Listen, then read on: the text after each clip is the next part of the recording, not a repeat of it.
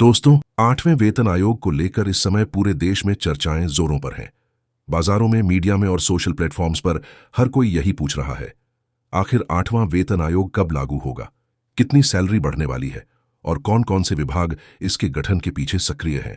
आज की इस वीडियो में हम आपको इन सभी सवालों के जवाब विस्तार से देंगे, इसलिए वीडियो को अंत तक जरूर देखिएगा। और अगर वीडियो आपको पसंद आए तो इसे लाइक, शेयर और चैनल को सब्सक्राइब जरूर करिएगा, ताकि आपको आगे भी ऐसी सटीक खबरें सबसे पहले मिलती रहें। दोस्तों, मनी कंट्रोल की ऑफिशियल वेबसाइट की रिपोर्ट के मुताबिक केंद्र सरकार के लगभग 50 लाख कर्मचारी और 65 लाख पेंशनर्स लंबे समय से 8वें वेतन आयोग की घोषणा का इंतजार कर रहे हैं। इन सभी को उम्मीद है कि इस आयोग के लागू होने के बाद वेतन और भत्तों में बड़ा सुधार देखने को मिलेगा। कई सरकारी कर्मचारी अपने रिटायरमेंट को भी इसी आयोग के बाद तक टाल रहे हैं, ताकि उन्हें इसका सीधा फायदा मिल सके। अब बात करते हैं कि आयोग की स्थिति क्या है।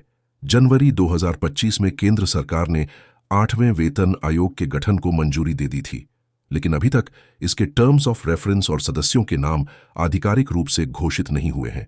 इसका अर्थ यह है कि प्रक्रिया शुरू हो चुकी है, लेकिन आयोग का ढांचा पूरी तरह से तैयार नहीं हुआ है। अगर हम पिछले वेतन आयोगों की टाइमलाइन पर नजर डालें तो हर 10 साल में नया आयोग गठित किया जाता है। उदाहरण के तौर पर छठा वेतन आयोग अक्टूबर 2006 में बना था, जिसे जनवरी 2006 से लागू किया गया, और उस समय कर्मचारियों के वेतन में करीब 40% की वृद्धि हुई थी।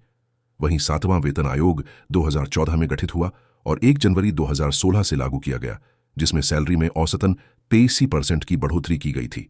इसी क्रम को देखते हुए माना जा रहा है कि 8वां वेतन आयोग 2028 तक लागू किया जा सकता है। कोटक इंस्टीट्यूशनल इक्विटीज की हालिया रिपोर्ट में बताया गया है कि इसकी सिफारिशें 2026 के अंत या 2027 की शुरुआत तक लागू हो सकती हैं, और जब भी यह लागू होगा, इसका एरियर 1 जनवरी 2026 से दिया जा सकता है। वित्त मंत्रालय ने संसद में बताया है कि 8वें वेतन आयोग के गठन को लेकर प्रक्रिया तेज कर दी गई है। इसके लिए राज्यों, रक्षा मंत्रालय, गृह मंत्रालय और डीओपीटी यानी कार्मिक विभाग से सलाह मशवरा किया जा रहा है। इसका सीधा अर्थ है कि सरकार इस दिशा में गंभीरता से काम कर रही है। अब सवाल आता है, सैलरी कितनी बढ़ेगी? रिपोर्ट्स के अनुसार इस बार फिटमेंट फैक्टर में बड़ा बदलाव देखने को मिल सकता है। 7वें वेतन आयोग में यह 2.57 रखा गया था, जिससे कर्मचारियों की बेसिक सैलरी में भारी बढ़ोतरी हुई थी।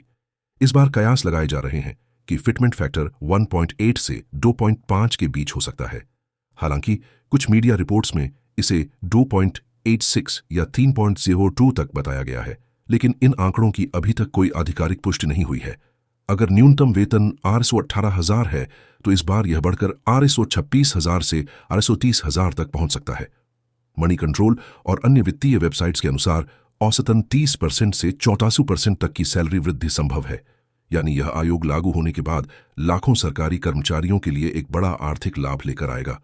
दोस्तों, अब बात करते हैं इसके संभावित समय की। अक्टूबर और नवंबर के महीने बेहद महत्वपूर्ण माने जा रहे हैं।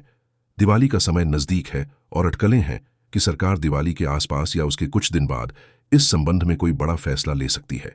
हालांकि यह सिर्फ अनुमान है। सरकार की ओर से अब तक कोई आधिकारिक तारीख घोषित नहीं की गई है। जो बात सबसे ज्यादा मायने रखती है वह यह कि यह आयोग न केवल वेतन वृद्धि बल्कि करोड़ों परिवारों की उम्मीदों और राहत से जुड़ा हुआ है। कई कर्मचारी और पेंशनर्स इसके माध्यम से अपने भविष्य की योजनाएं बना रहे हैं। जब यह लागू होगा तो यह भारत के सरकारी तंत्र के लिए एक बड़ा आर्थिक सुधार साबित होगा। इसलिए दोस्तों, अगर आप भी चाहते हैं कि 8वां वेतन आयोग जल्द लागू हो, तो इस वीडियो को अपने सभी ग्रुप्स में शेयर कीजिए, अपने दोस्तों तक यह खबर पहुंचाइए और कमेंट में बताइए कि आप यह वीडियो कहां से देख रहे हैं।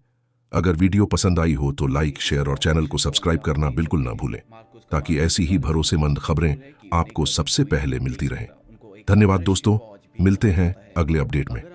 तब तक जुड़े रहिए ह्यूमर चैनल के साथ, जहां डिफेंस खबरें मिलती हैं सही, सटीक और सबसे पहले।